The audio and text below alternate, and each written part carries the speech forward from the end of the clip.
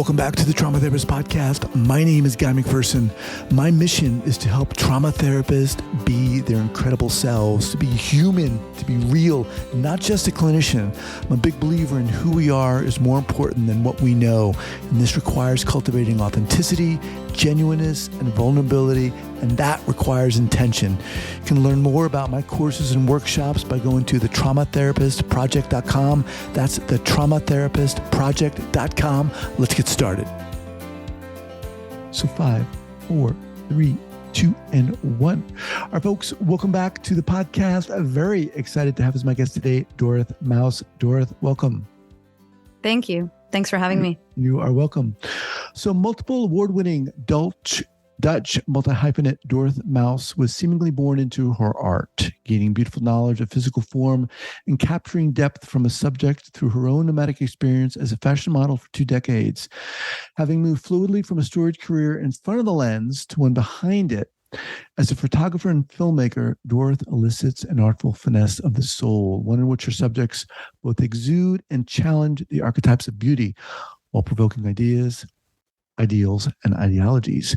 With her successful anti-discriminatory exhibition in New York City entitled I Am You, and her ongoing cinematic series Together Alone, which focuses on destigmatizing mental health, Dorith continues to create awareness by means of harvesting the honesty that permeates through her portraiture of subjects. Wow. Okay. Awesome. Thanks so much for being here. Before we get going, Dorith, share with our listeners where you're from originally and where you are currently. Well, after that mouthful, that's a very easy one. I was born and raised in Amsterdam, where I currently am as well. In between that you just landed on, I was in a whole lot of countries around the globe for modeling. So I was basically not living here from like 18 to 33 or so. Wow. And then came back, and then it was COVID. So actually, I have no idea what it feels like to live here as an adult. So let's get into this. How did you get into destigmatizing mental health? It's something I discuss a lot, and also something that I am actually still investigating why and how it exactly happened. But I walked a long path of having a lot of challenges mentally, from not knowing how to deal with certain family dynamics, or dealing with bullies in school, getting not knowing if I had ADHD, not getting the right testing, but feeling like I did, and having people tell me all the time, like, oh yeah, Dorith, she talks all the time, she's so busy, and like this that was already quite stigmatizing. And that was all like early on, like childhood stuff. But then in high school, I felt like I was always on a certain level of depth. I always really enjoyed layers and humanity, what moves us, what scares us, what brings us joy, and all that type of stuff. And I didn't really know where to put that. And then as a model, I came into a world where there's like a gigantic spectrum of age, nationality, background, dynamics, like I just said, or, whatever type of person someone is. And this became such a large spectrum that I started kind of like filling in the blanks of who I was, and I couldn't really find that.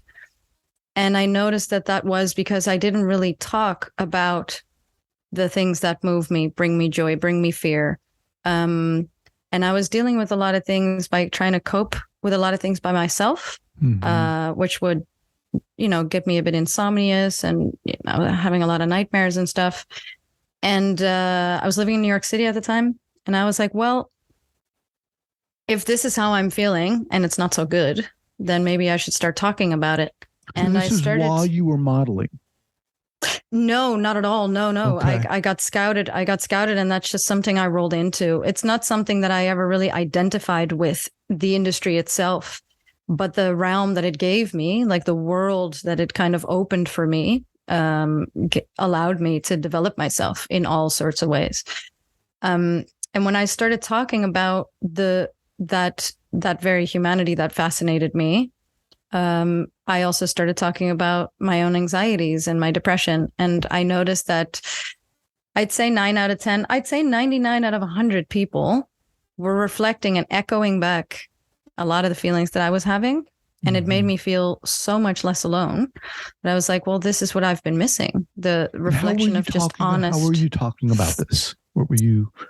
I started looking for people that I felt comfortable with. And this could be kind of like someone on set that I was in makeup with, or someone on a train. It could be a perfect stranger, actually more so strangers than people in my surroundings. And that brings an interesting scope, I think, of reflected emotions, because you don't know one another. And so what connects you is actually just mere humanity and how to deal with certain things. And so I got into such layered conversation with so many different people that I started to be really interested to tell stories, to tell human stories. And my question was, during your modeling career this was going on. It wasn't why. Right. I think you misinterpreted it. I said, or misheard. Sorry. I said what? Yeah. So during your modeling, this was going on. Yeah. Was the modeling profession, did it somehow exacerbate this feeling of anxiety, or how did it add to it? I mean, I think, like I just said, I didn't really identify with the industry itself, but there were a whole lot of things that did emphasize certain feelings. So like aloneness is different than loneliness, but I was always traveling by myself, for example, or like, coming on set with strangers and like never really knowing anybody. And then, trying to give people what they expect from you, and trying to fit in, and then maybe trying masks on, is this me? Is this me? Is this me? So yeah, I mean, modeling definitely underlined a lot of the things that I ran into, like the hurdles that I ran into at some point were definitely kind of emphasized by the world that I was in. Yeah. So you start engaging with strangers, which, I mean, seems really cool to me. What happens when you start doing that? What do you discover? I mean, I think that with anything in life, conversing with somebody is all about the way you come into it, right? With what kind of intention and what kind of, are you listening to the other person, or do you just want to talk about your feelings? Is it like a two-way street, And where is that other person standing is what you're going to say, welcome, there could be a lot of things kind of obstructing that two-way street. But when you're going into it really openly and actually not expect them to think anything specific of you or of the things that you're going to say, it becomes that two-way street really, really easily. So I actually really enjoyed speaking with people about things that aren't on the surface, because you get to know someone quite quickly without actually knowing much about them, knowing them long, knowing how they're going to respond to certain things. You have no idea. Such as Makes what? It really give us an example. Like if you, for example, know that someone in your family, right, a family member, you know them for so long that you know that how they respond to things. They might respond really aggressive or non-interested, or religion comes in between, or knowing the same type of people and the effect that has makes you hold back from saying certain things. Whereas when it's a stranger, they don't know you, you don't know them. And the honesty that kind of permeates through the conversation then is incredible, because you kind of go into it. And again, this is only if you go into it openly, so without judgment. Because if you go into it thinking all sorts of things already and have a prejudice, that's not going to work. So, okay, you start doing this. What do you start experiencing for yourself? Alleviation of feelings that felt dark. A lot of light started shining in, different perspectives of people, their efforts to get out of something, their stories of certain suffering, a lot of kind of relativized material, because you say something and someone either comes back with, oh my God, I had that too, like 10 years ago, and this you should do. Or they actually look at you and go, holy shit, I think you just made me realize that I have that too. Right. Mm-hmm. So like and all sorts of other reactions. So I don't know. I think through conversing and through being interested and curious, curiosity is very important to me. You start finding things out about yourself. You know, it kind of starts being like a circle, because you start thinking and reflecting back on what somebody says. And if a conversation rolls well and it flows well, it can kind of tick, tick, tick, tick, tick, tick, tick, all these things that you never thought about. You know, someone can give you a quote or say, hey, I read this book or something. And like all of a sudden you're like, oh, you know, you have these eureka moments. Or you look at them and you go, well, I don't think they're dealing with it so well. I'm actually doing okay. You know, it's all about like the relative. It's all relative. Everything is relative. So were you, during this time, were you doing your own photography? I was photographing a lot of things that I, during my travels. Yeah. Okay. I was always taking a 35 millimeter camera on me. Yeah, I mean, if you travel the world and you run into certain situations that are worth photos, yeah, I was definitely taking those. So it was very documentary style things, you know, people in the street and. Yeah. Awesome. So how did it unfold such that you're like, okay, I want to start maybe packaging or managing this destigmatization. I want to do something. I want to help. What did that look like for you? First and foremost, the amount of people that were reflecting aloneness. I was like, oh no, we gotta definitely make people more connected and share their story. And, you know, what I was just saying about the connection and it rolling back, I really wanted to give that to other people. I wanted for other people to maybe be able to relate to someone's story, whether that be mine or a story that I'm telling for somebody else. And then, you know, reflect on that and then release whatever negative feeling they had before. So my interest in telling those stories was basically purely to connect people and help people that are looking for an out of the feelings that they're experiencing. Because it can be hard being human, you know? I find being human really hard. It's really challenging. And at the same time, it's the biggest privilege to be able to be human and not like a cat in the forest who has to be afraid that there's like, you know, something. I mean, a big cat is already a predator, but you know, if you're in nature, you will notice that life is like this, you know, and as a human, we actually have the privilege to experience all these things and actually live and reflect and relate. So I thought that was really, really important. Yeah. I mean, I totally agree. It is really hard to be a human. And I think it even takes a certain amount of courage just to say that, you know, because as soon as you say that, I mean, you can hear people say, well, yes, of course it's hard, but, and then of course you go online and you look at everyone sipping margaritas on the beach and everything seems so easy. But from my experience too, I mean, I think I relate to what you're saying in that human connection is so profound. And there's something so assuring about it when you're talking to someone like you're explaining or describing. There's a certain amount of, I think, courage in opening up to someone, and that magic that happens when you realize you don't know each other. There isn't all this story and baggage, in a sense, behind both of you in that moment, and you can be open and honest, and that authenticity is to me, I love that, you know. When you were going through this, to what degree were you struggling? I mean, was your anxiety still ever present? How did it get in your way? Did it get in your way?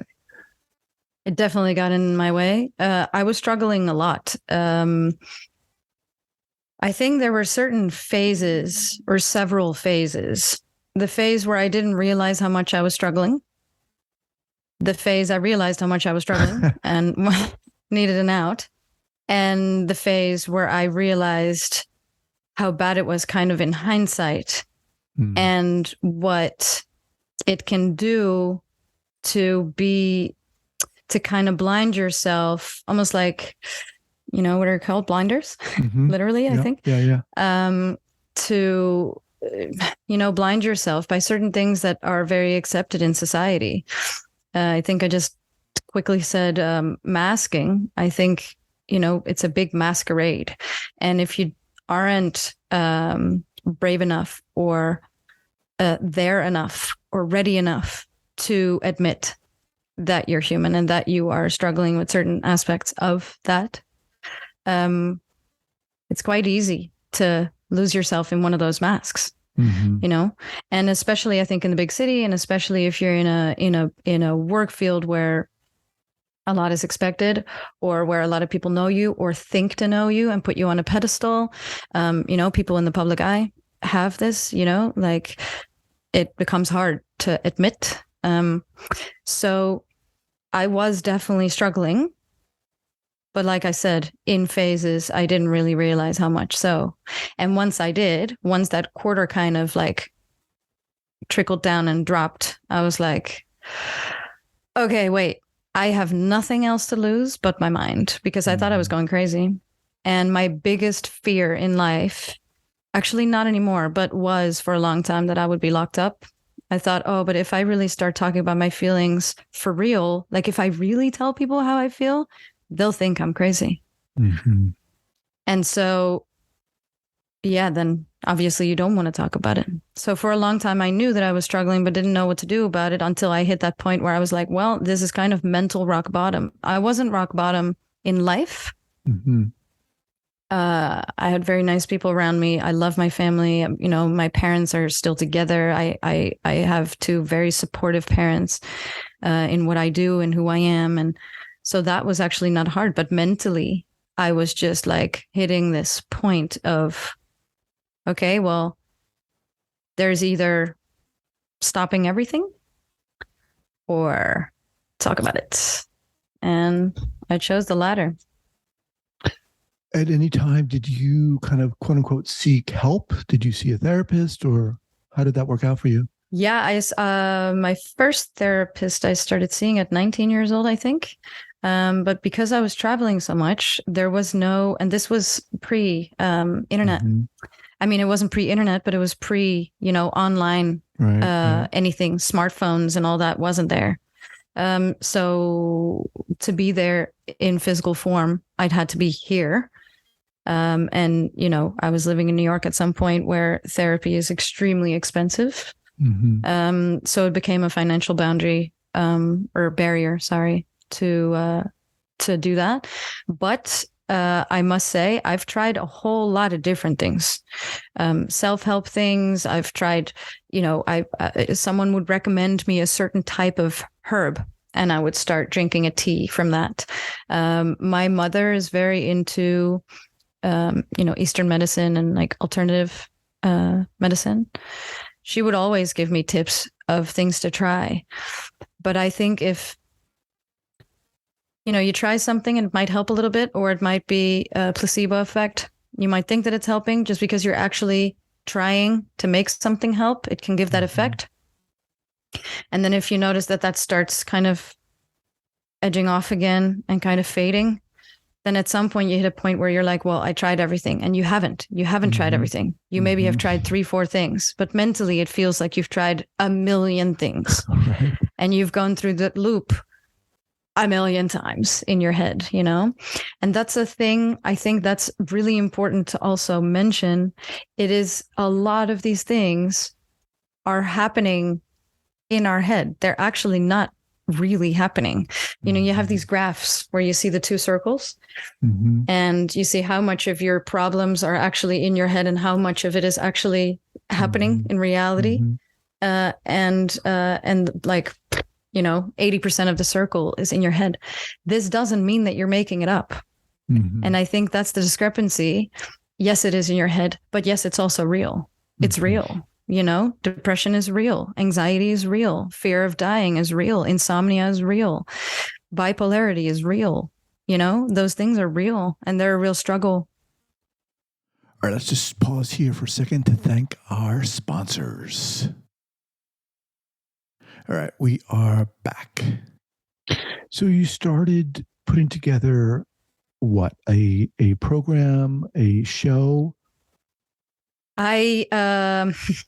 It's such a funny story. Every time I tell it, I kind of giggle at myself.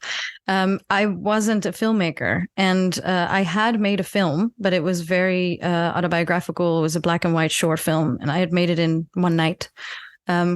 I had no idea what I would be doing, but I had this idea of making a documentary about people that are going through mental health challenges.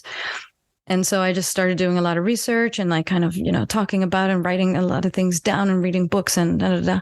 And then I put on my Instagram a story or a post where I said, would anyone want to talk about their mental issues? Why not? Here's my email address.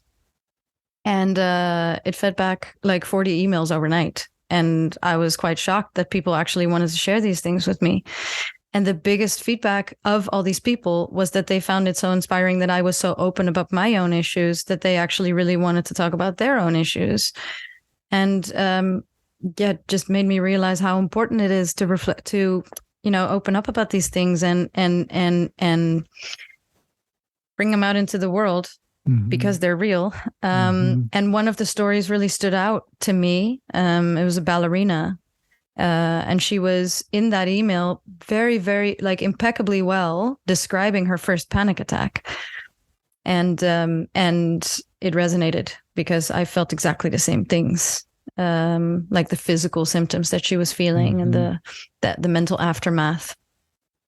And I reached out to her and I said, look, I read your email and it really inspired me. And I would love to actually have this on camera. Would you tell this story on camera? And she was like, well, yeah, I live in Hanover. Why don't you come over? And a while before that, a cinematographer had reached out to me, I think through LinkedIn or something, and had said, oh, I saw your first film. I really liked it. If you ever want to make something together, reach out. Okay, wait, hang on. This is amazing. So the film you made, how long ago was that? My first film? Yeah. 2015. Okay. 2015. And how did you make it? Well, what did you use? So I this was all in New York. I worked as a model with a guy for a video. And we got to talking and we really got along. Also very on a human level. And I had an idea. I had a diary where I wrote like a lot of things, like feelings and quotes and poetry and stuff. And then I had this idea for a story and I called him and I said, why don't we have dinner?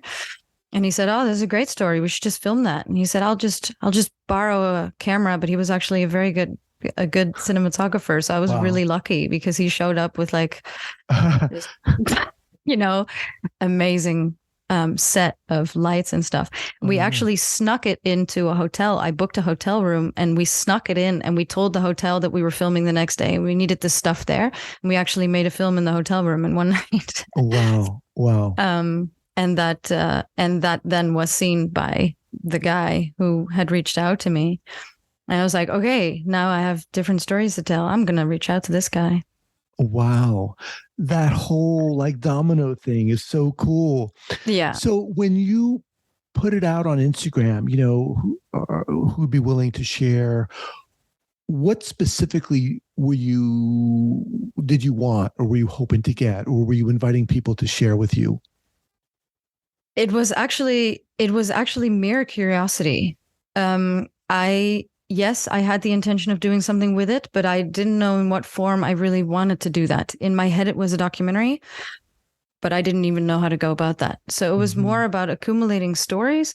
I think it was more so of finding people that were like-minded and just seeing how many people I could kind of collect to tell stories so that it would kind of lay a foundation of not it just being me.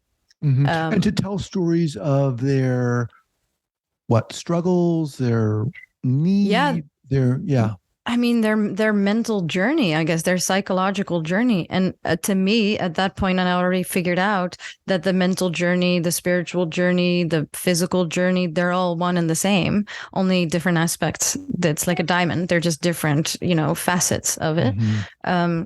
And that's what I kind of wanted to investigate, how people like feel these things, because some people will have a mental struggle in a certain way and deal with it very differently than another person having the exact same thing. Sure. And on another note, someone might have something completely different but deal with it the same as that person. Mm-hmm. And we all have our path. And I think it's extremely inspiring if we can kind of collectively have that information and those experiences and see what resonates with us. This is what we do when we watch a film or we read a book. Mm-hmm. We remember whatever inspired us or warned us how we don't want it, or, So yeah, it was mere curiosity. I wanted to know all these stories and what brought them to, certain mental challenges, what took them out, how they shared it, to whom they shared it. So you contact this ballerina. Do you go over there and film her? Yeah. So I got into the van with the cinematographer. I reached out to him and I said, would you want to do this story with me? And he was like, heck yeah, let's go. And we drove to Hanover and we stayed for 2 nights, I think. And we filmed her in the Staatsoper, which is like the theater in which they do all their ballets.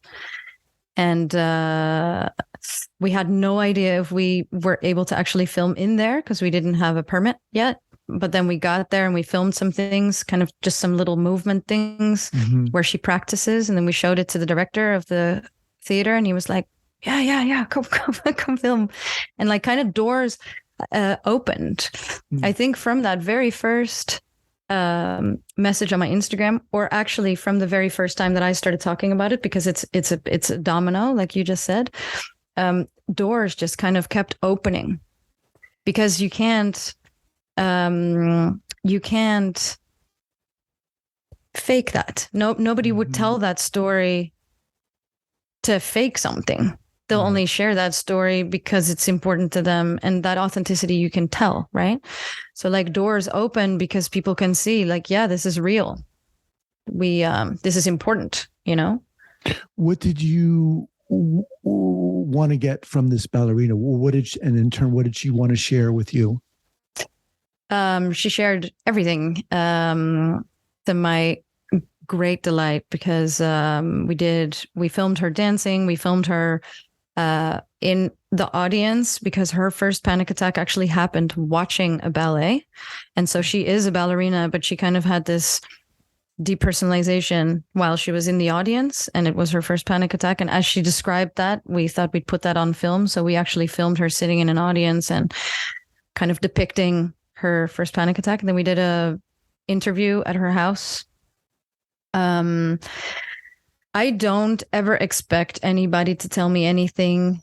I don't point to a certain line because it's not my path. So whatever they want to share, they want to share. But I do notice that with that freedom comes actually their will to share it. I think when you give someone a platform and everything is equal, because we were all equal in that room. We were all, like I just said, we were all just human. We all have our own issues. And we were all willing to share it and to, investigate one another's psyche. So I was very lucky with her as my first subject, because she was extremely open and didn't give me any stop signs of like, okay, this I don't want to talk about. She was very, very, very honest and vulnerable. And she showed us emotion. And it's actually amazing, because we left her in a room. It's the only film with which I did that, but we left her in a room with a camera, and I was sitting in another room with a screen and kind of just like shouting questions into the other room so that she would kind of be isolated. And I think that really worked for her, because it put a safety bubble around her, but it also put like a self-consciousness there. Like, okay, I'm sitting here in this room alone and there's a gigantic camera on my face. And Miss Director, who was not even a filmmaker, shouting questions at me from another room. But yeah, she did amazingly. Part of the Together Alone? Yeah, it became the very first episode, which I didn't know back then. Okay. So how do things unfold after this ballerina? Well, I got home with footage, still not being a filmmaker and not knowing how to reach out to anybody to do anything with that. Also was independently funded. And filmmaking is a very expensive hobby. So it kind of sat on the shelf for a little bit. And then I started being in Holland a little bit more. So my network started growing a little bit because, it's tiny here. So everybody knows each other. And I was telling this story to someone and they said, oh, maybe I should link you to this production company that I know. They might be interested. And I had a meeting there and they were like, okay, let's do this. We have an in-house editor. We'll throw it in like pro bono and do something with it. And still not really knowing what this should be, I thought, okay, well, maybe we'll make her footage like a proof of concept, like a teaser, so that we can maybe fund making more. But then during editing, her story unfolded and we were like, okay, no, wait, this should be episodical and this should be episode 1, however short it will be, because this is a proper story on its own and not just a teaser. So we put a lot of effort in like rounding that up. Started finding people to make music for it, licensing some songs that I really liked. Finding a titleist and a grader, a colorist. And yeah, it became the first episode, and it's like still, I think, my favorite because it feels like, I don't have any children, but it was like the first child, right? It's like this special moment of like doing something. Plus, very important to mention, it made me actually realize how badly I wanted to tell stories on film. So the filmmaker in me completely unfolded within this process. Wow. Yeah. Really cool. Let me just remind everyone I'm speaking with Dorith Mous. Now, can people can people watch this series still? Yes, absolutely. It's on a platform called Argo. Okay. It's a streaming platform for short film only. And episode 1 through 6 are on there. And we've actually just also finished episode 7, so that'll be on there by the end of the year. Okay. We'll have that linked up here at the show notes page at thetraumatherapistpodcast.com. Now, as you've moved through this series, Dorith, how has your overall vision, purpose, mission shifted or evolved? It hasn't shifted. I think the direction of the road that I started heading in is still the same. I want to connect people and tell stories. Only I grew as a professional now in this field, and met incredibly inspiring people who were able to elevate it to a certain level of storytelling, which then also led to meeting people that are doing things in the same field that aren't filmmaking, but there are, forums and psychologists and people that have websites that sell merchandise to raise money for mental health, and like all these people. And from all those people, there's some that I have now kind of joined forces with to see if we can actually build this out to also make sure that people receive the right type of support. Because the films are my way of telling the story, and it's a vessel to bring a certain message into the world. And that message again is what? That we're all human, and that's okay if you feel these things, and that if you're struggling with mental health, or ill mental health, that there's help, and that there's other people feeling these things, and that you're not alone. And there's without resources, without information, without education, without connection, without like a whole scope of things, one gets isolated. This can be geographical, this can be familial, this can be relational, this can be any of the above or all. And so different places need different type of support. So we in the West who have streaming platforms that we can get onto, people that can afford to watch certain films or go to the cinema or whatever. And I'm not talking about my own films, but other films, or buy self-help books or go to therapy. That's all also an economical thing. And I think there's a lot of places in this world where mental health is not yet broken open because it's a luxury to be able to unfold yourself. And so outside of the films, my big quest now is to be able to develop educational programs and make sure that there's suicide prevention methods put in place in areas where it isn't so easy to reach out or to connect to someone who might have the same. Damn. Inspiring, Dorith. It's awesome. Boom.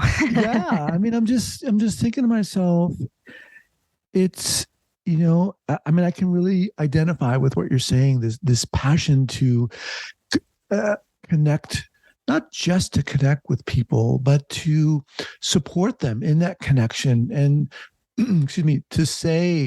to announce that it's okay if you're going through this, because most of us are, whether we want, and a lot of us don't have the guts to do what you're doing, to, raise your hand and say, you know what, I'm struggling. And even to go further and to sit next to someone in a train and to open up that conversation. That is so cool.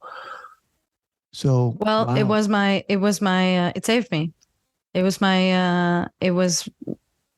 the only way for me. So that's, I think that's also a thing. I think when we struggle, whatever type of struggling that is, that doesn't have to be only mental, but if someone is in a war zone, for example, that is the situation at hand. They can't change it. It's out of their control. And dealing with it, if you see people that come out of a war zone and have just lost family members, or their own kids, like terrible, terrible things, I always find them so extremely resilient. And they're always like, I meet people that have come from these areas and they're like so extremely friendly and compassionate and all that. And I'm like, well, that is because they've been through that mud so deeply that they wouldn't want to cause any trouble to anybody else, So it's also like, what do you do when you don't have another choice? To me, talking about it was literally like, that was my saving grace. If I wouldn't have opened up, I don't know what would have happened. I might have lost myself, Was it that which gave you the courage to open up? That kind of, you said you didn't hit rock bottom, but you kind of hit a point. Was it that point where you said, I got to do something. I don't know what to do. Let me just start doing this? Yeah. I mean, this is an honest conversation, and I'll be very honest. I have never been suicidal in a way that I tried or that I thought about how I would do that. But I had suicidal ideation. And for anyone who doesn't know what that is, it's when you kind of always, or in a lot of moments in a day, imagine how that could happen. So I, at some point, for example, didn't dare to go by subway anymore because standing on a platform would make me fantasize jumping, not because I wanted to die. Only later I found out this wasn't because I wanted to die. It's because I didn't know how to continue living. I didn't know how to get out of the feelings that I was having. And this is so intrusive when you're having thoughts that just fly on the go, the whole time. You drive yourself insane. And for me, talking about it, stop that, because it taught me through people that really inspired me with their story. It taught me that a thought is just a thought. It can't kill you. It's also not out to get you. It might be there to teach you something, but it's just a thought. And just as that train that I may have fantasized jumping in front of, the thought is also just a train. It just, unless you make it stop at a certain station, it will go past, it will go. So yeah, for me, I mean, thank you. I see it as a big compliment that you say that it's brave, because bravery is a wonderful compliment. But I don't even know if it came out of bravery or that it came out of mere hopelessness or like desperation. Yeah, that's actually the word I was looking for. Wow. Well, Dorith, I'd love to have you back to follow, not just to follow what you're doing, but to have you share your inspiration with our listeners here. What are you working on currently? So episode 7 of Together Alone will be coming out, and we've partnered with some amazing people in that episode, and we're trying to roll out what I just said, roll out some programs, one of which the subject of episode 7 is Gabriella Wright. She's an amazing woman, and she's partnered with Deepak Chopra with his foundation. They have a nonprofit called Never Alone, and they have an AI chatbot called Peewee, and she's being translated in different languages right now so that people can actually speak to someone. And it's yes, it's AI, but I think the anonymity and the way to, if you just want to put something out there in the world, it's a great way. And they had they supported over 300,000 people already. They had 23 million messages exchanged in the first year, and so these numbers don't lie. And so I'm joining forces with them to see, what we can do for each other. I mean, she was my subject in my film, and I want to return the favor and be able to, grow the platforms that we have. And it's always better together. Yeah, awesome. What's the best way for people to get in contact with you, Dorith? Many ways. Instagram, I'm on my DM, so I actually also personally respond, which is at Dorith Mous, just my full name. Okay. If anyone wants to send me an email, they can. dorith@dorithmous.com. Awesome. Well, like I said, love to have you back. You are doing it. I'm like, damn. Awesome. We are doing it. Yeah. We are doing it. Because without you, I'm just sitting here with a lamp on my face in my living room. Look, really awesome to meet you. So inspired by what you're doing, and I appreciate it. Thank you so much for being here. Thank you. Really, from the bottom of my heart. Thank you. And talk to you soon. All right. Bye-bye.